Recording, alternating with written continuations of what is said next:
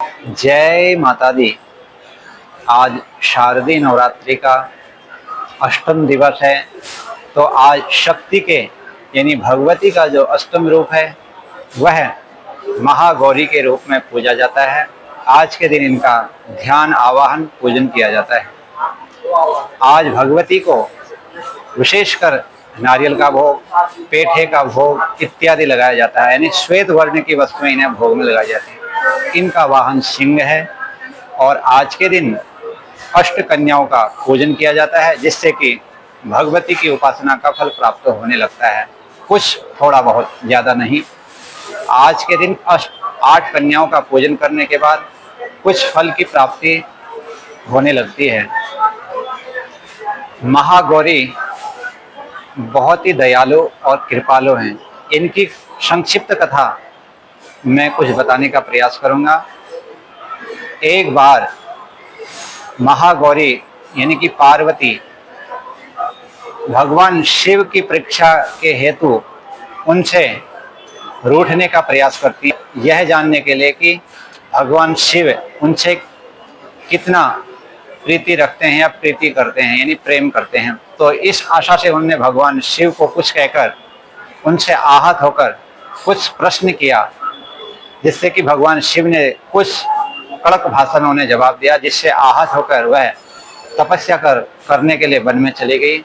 उन्होंने परीक्षा के लिए यह प्रश्न किया उन्होंने भगवान शिव से कि भगवान शिव इसका उत्तर किस प्रकार मुझे देते हैं। तो पार्वती ने प्रश्न जानबूझकर ऐसा किया कि भगवान शिव कुछ क्रोधित होकर उनको प्रश्न का उत्तर दिया, जिससे पार्वती क्रोधित हो गई और आहत होकर वन में चली गई और तपस्या करने चली गई। कई वर्षों तक तपस्या करने के बाद वह इंतजार में थी कि भगवान शिव अब मुझे लेने आएंगे, यानी मेरी खोज करेंगे। वर्षों तक उन्होंने तप किया। भगवान शिव खोजते खोजते उन्हें देख लिया जहाँ पर वह तपस्या कर रहे थे। देखा कि तपस्या करते करते, जाप करते करते उनका शरीर एकदम काले रंग का हो गया था। तो भगवान ने देखा इतनी कठिन तपस्या पार्वती ने करी, यानी कि महागौरी ने करी। तब उन्होंने पार्वती से प्रसन्न होकर कहा, हे देवी, आपने इतना घोर कठिन तप किया है, आपकी यह तपस्या अब पूर्ण होती है। तब भगवान शिव ने प्रसन्न होकर उन्हें गंगा जल से स्नान कराया। तब उनका देह एकदम श्वेत यानी चांदी की तरह चमकने लग गया, दूध की तरह चमकने लग गया, या चावल की तरह श्वेत वर्ण जैसा हो गया। तब उनका एक नाम गौर पड़ गया, यानी गौरी। तो उन्हें महागौरी कहा जाने लगा तब से। तो उनके लिए यह मंत्र भी आता है कि सर्वमंगल मांगल्ये शिवे सर्वार्थ साधिके शरण्ये त्र्यंबके गौरी नारायणी नमोस्ते।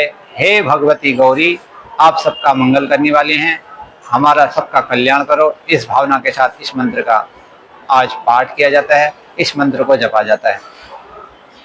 जब भगवती तपस्या कर रही थी वन में, तो एक शेर आकर उनके पास बैठ गया कि पार्वती जब वहां से उठेंगी तब मैं इनका भक्षण करूंगा, यानी कि इसको खाऊंगा। तो शेर पार्वती के प्रतीक्षा में बैठा रहा। तो शेर ने देखा कि अब तो बहुत समय हो गया, धीरे धीरे वह भी वहीं पर बैठा रहा, प्रतीक्षा में पार्वती उठेगी तो मैं इसका भक्षण करूंगा। तो जब शेर कई दिनों तक ऐसे प्रतीक्षा में बैठा रहा, तो धीरे धीरे वह जान गया कि यह कोई सामान्य देवी नहीं है, तो साक्षात भगवती महागौरी हैं। शेर को भी अनुभूति होने लगी कि यह तो शक्ति ही है जो मुझे भी यहाँ खींच कर ले आई है। तब शेर ने भी कई वर्षों तक पार्वती के साथ ही वहाँ प्रतीक्षा करी, यानी एक प्रकार का उसने जाप कर लिया। तब पार्वती जब वहाँ से उठी, भगवान शिव जब आए, तो पार्वती ने देखा शेर भी वहीं बैठा था। तो शेर बहुत कमजोर हो गया था पार्वती के इंतजार में, वो भूखा प्यासा वहीं बैठा इंतजार में। तो पार्वती ने देखा इसने तो मेरे समान ही तप किया, यानी साधना करी। तो भगवती पार्वती ने उसे स्वीकार कर लिया कि हे सिंह, तूने मेरे बराबर ही मेरे जैसा कठिन तप किया है भूखे प्यासे रहकर। आज से मैं तुझे अपना वाहन बनाऊंगी, तू मेरे साथ ही रहेगा। तो भगवती ने, ऐसी कथा है कि उसको अपने वाहन के रूप में स्वीकार कर लिया। तो तब से शेर महागौरी यानी भगवती का वह वाहन के रूप में उनके साथ रहने लग गया।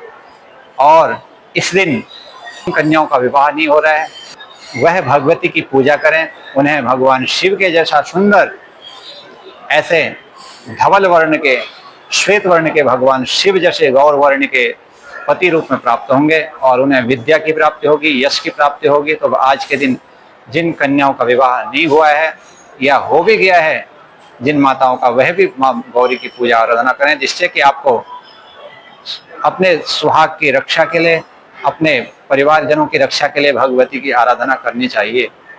जिसकी जो कामनाएं हो, भावनाएं हो, आज के दिन महागौरी की पूजा करने से वह पूर्ण हो जाती हैं।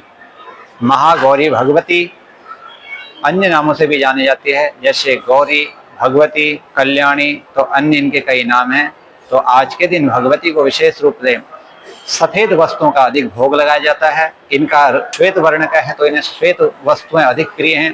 तो आज के दिन अधिक से अधिक अपने सामर्थ्य के अनुसार तो इन्हें श्वेत वस्तुओं का, श्वेत पदार्थों का भोजन दान या अर्पित करना चाहिए या दान करना चाहिए, जैसे जिसकी जो सामर्थ्य हो।